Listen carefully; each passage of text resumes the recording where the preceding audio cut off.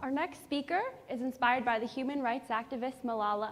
Her speech is about how she wants everyone to know about bias and privilege, especially in terms of healthcare. She also likes hiking and debating. Wow, how interesting and fun. Now let's welcome Haley Lambertson.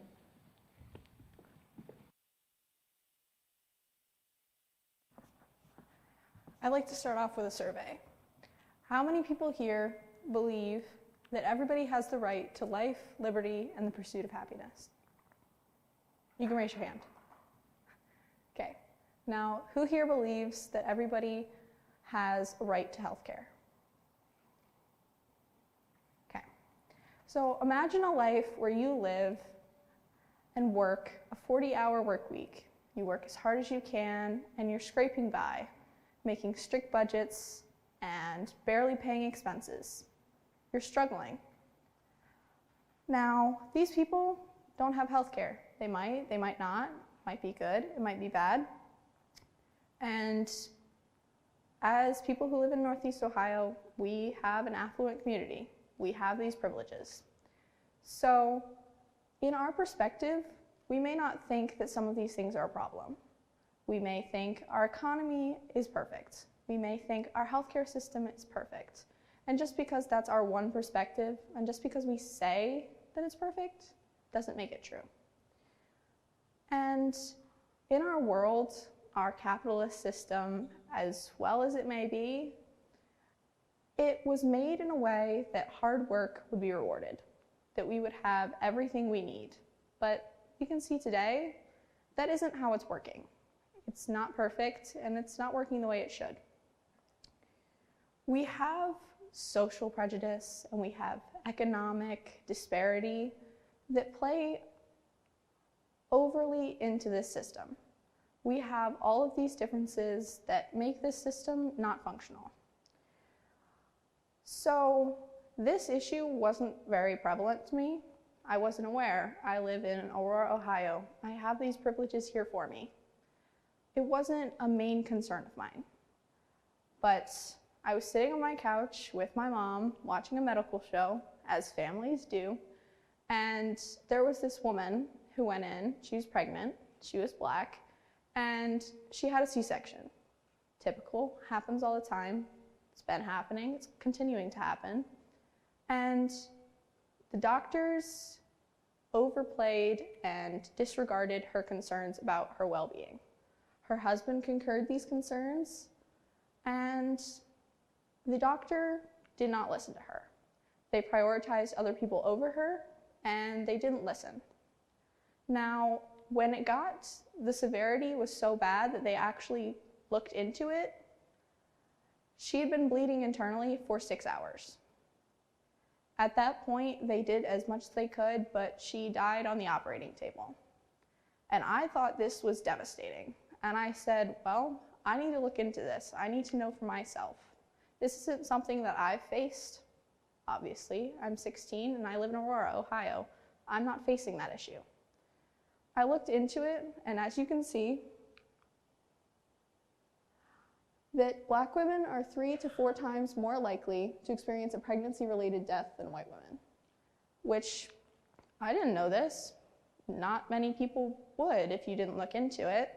That's devastating. How can we let this happen? As I continue to research, I found that the infant deaths per 1,000 live births for Black women was twice as much as it is for white women. How can we let this continue? This seems so unreasonable to me. Now, as we continue to look, minorities have less privileges than we do. Obviously, it's a minority. And we can see that this comes hardcore in terms of health.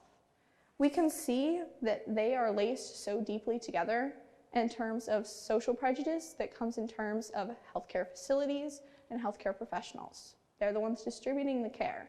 Their prejudice comes directly influencing this person's care. Then we also have our economic influences. We have these economic differences that minorities are statistically poorer than whites. We can see in the past that there's a reason that happened.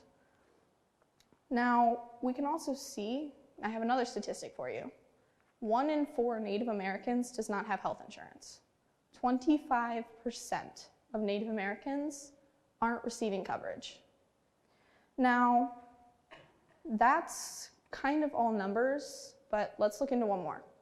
So there are 327.2 million people in America. And there are 4.8% of people in America cannot receive health care due to cost. And although that may seem like a small percentage, not a lot, we look into it and we find that it is 15.7 million people. Millions of people are being hurt by this system. And 15.7 million is a large number. We can't just comprehend that. We can't just think like, oh, I have 5 fingers, I have 10 toes, things like that. That's such a large number. We find that that is 980 Aurora, Ohios, and that percentage is larger than the population of Ohio, which is around 12 million. It's such a large number of people that are facing this today. Now, as you can see,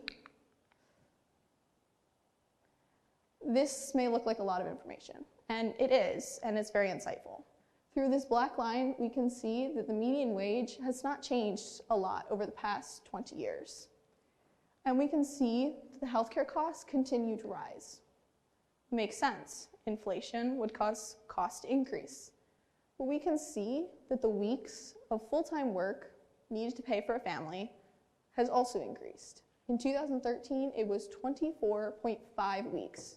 That's almost half the year needed to ensure health coverage for the average family. That's only at the median wage, which, considering our 1% versus our bottom 1%, our bottom 1%, our bottom 10%, it takes even more if they have coverage at all. Now we can see that the percentage of median income spent on medical expenses. The top 10% spends less than a 20th of their wealth on health, whereas the bottom 10% spend almost half of their money, their hard work, goes into their health expenses. How come? And that's a lot of numbers to comprehend, and obviously that's a lot to take in. So I decided to look into it further in terms of people and their experiences. There was a family in rural Kansas, and they had a son diagnosed with leukemia. The mother of the family had Lyme disease. They were suffering. They had medical conditions. And as they tried to be eligible for health insurance, nobody would take them. Families with many pre-existing conditions that are suffering obviously have higher healthcare costs. Why would any insurance company want to insure them? That's too much cost. Why would they do that? So they were not eligible for this. And as the cycle continues, if you're not eligible and you can't pay for health insurance, healthcare costs go directly to your wallet. That's even more. As they continue to add up and rack up, it's further and further taxing on these families. And it continues to perpetuate this cycle of poverty. Now, obviously, that doesn't directly impact me, so this was a lot for me to take in. I'm sure some people can't exactly say that they've ever come face to face with this issue. And as this family continued to fall further and further into debt, their county made them go to what is called a debtor's exam.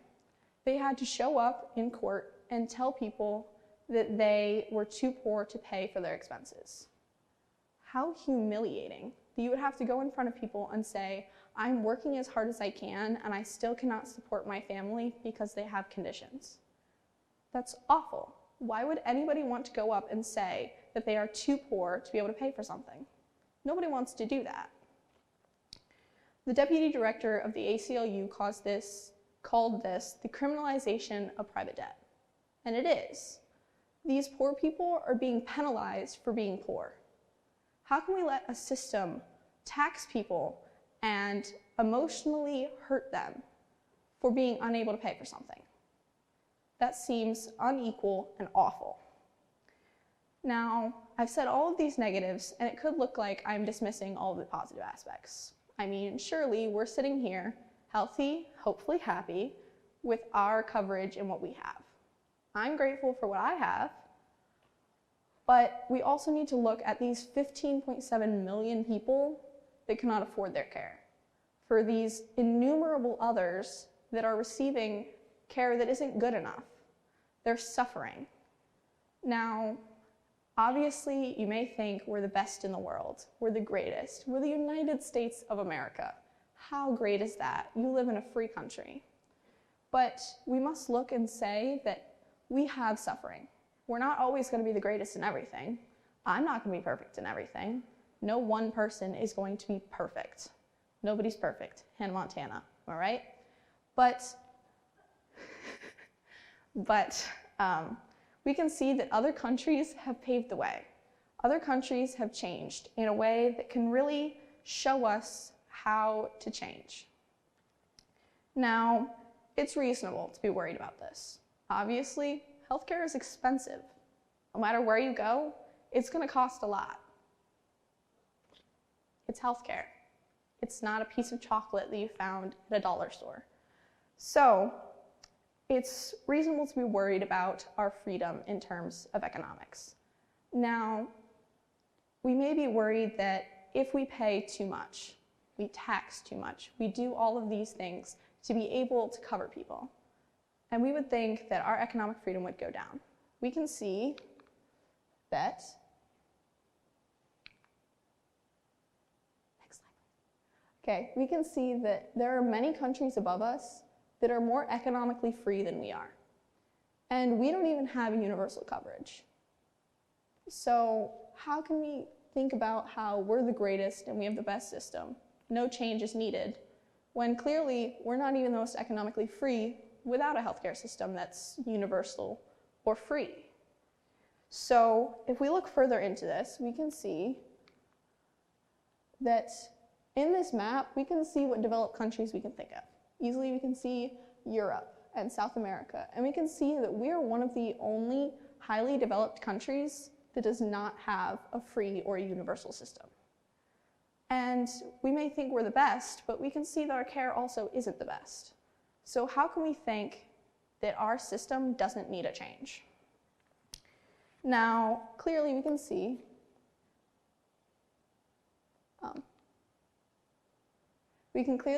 that we would think that if our spending was higher per capita, that our healthcare would be better. But we can see obesity levels are higher, life expectancies are lower, disease levels are higher. We can see these things that say that we are not perfect and we can improve. And this can show that our spending is higher than it should be or it could be. And this is saying per capita, and that includes the 15.7 million people that aren't even included. They're not receiving any care, and we still spend higher. Now, we can look at those numbers, and then we can think, well, we hear all about Canada and all about their concerns with the convenience, with the wait times, with all of these things that they face. Maybe it's, oh, this person waits this long to see a doctor, this long for this, and then people that are contributing to society, they should be able to get the best that they can. But I raise you this question. Do we truly value convenience, our convenience, over other people's lives? How can we say that waiting too long in a waiting room or not being able to see our doctor the next day, how can we value that over 15.7 million people's care? And I'll let you ponder that. And another concern people have is the overuse of this. If we make it available for everybody, and we say you don't have to put in as much as you would normally, we think, what about this amount of people that would spend and use more of this care? And I want you to think about this. There's always going to be a small percentage that is overusing some thing that they have. But what about these 15.7 million people that are not receiving any care at all?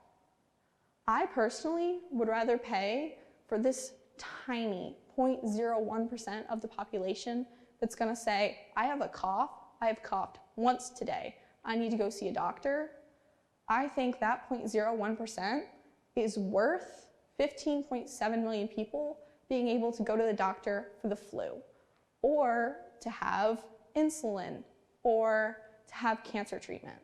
These things that they can be treated for. We have this available to us.